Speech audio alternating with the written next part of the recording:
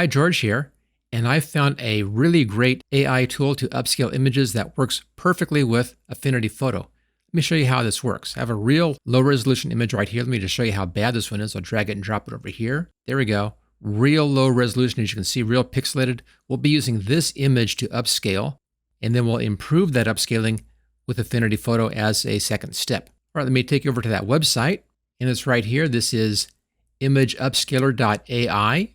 I'll put a link for this in the description if you want that. And it's real easy to upload an image. I'll just click on this, and here's that same image, and she's open. This then begins processing immediately. Now this site is 100% free. There's no cost for this, no subscription to this. You don't have to sign up or anything. Free online.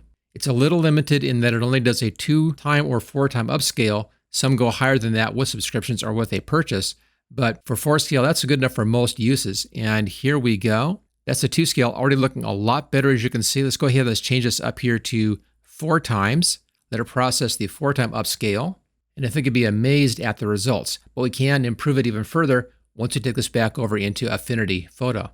And here's our 4-time results, looking really nice. So there's before and there's after. You can see how much that's really improved, including putting in new eyelashes, all the details that were missing in here. Just phenomenal. Let's go ahead, we'll download this and then open this up in Affinity Photo. And I'll put this back in the exact same folder, choose save. That's done. Let's now open up Affinity Photo and improve this even further. Okay, here we are back in Affinity Photo. Let's just zoom out a little bit on that one. Let's now open up that new image, up here to File, and I'll use Open. There it is, one that says Enhanced on it. Choose Open. Here's that new image, and it looks really nice, as you can see. It's still just a little pixelated, which is not surprising considering how far we blew this up. So here is the original. I'll just make this a bit larger. Actually, let's just go full screen on these things. Control-0 to fit screen. Let's go over here. Control-0, fit screen. So here's the original, and here's the upscaled version. I think that's just phenomenal. You wouldn't believe that you could make this or turn this over into this, but it did do it, and it's a great job. But we can go better than this. There's still a little bit of pixelization along the edges, as you can see right down in here. Just a little bit, not much. We can scale that up. And for that, let's go up here and we're going to save this as a new size. So it's up here under Document. Come down here to Resize Document.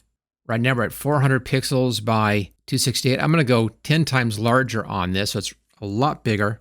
So make that 4,000, and it should go to 2680, and it does. We want this to resample. I'll leave that at the default resampling. Choose Resize. And notice that we've now lost a lot of that pixelization along those edges. It's a little bit softer. We've lost that pixelization. Let's now go ahead and sharpen this up just a little bit. Just in case, I'm going to make a duplicate of this background. Right-click, and let's duplicate that background. I'll work on the duplication. Let's just hide this. Okay, we're working on our background copy up here. Filters, come down to sharpen. Let's do a high-pass filter on this one. Set this to monotone, and then bring your radius up until you begin seeing your image. What this is doing is it's finding the edges of things. If you go too far, it's not going to work for you want it. So it's just beginning to come in. You're just finding your edges like that. There we go. Click Apply. All right, let's show our background again. And we're going to blend this in with the background. And you want to have soft light on this.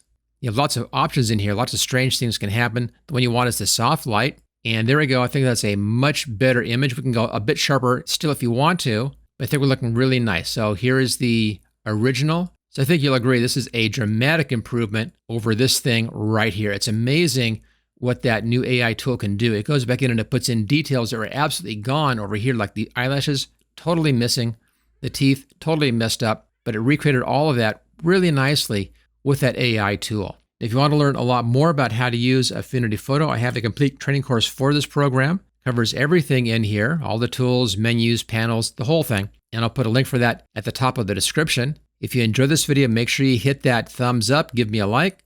Also, make sure you subscribe so you don't miss any videos in the future, and I'll see you next time.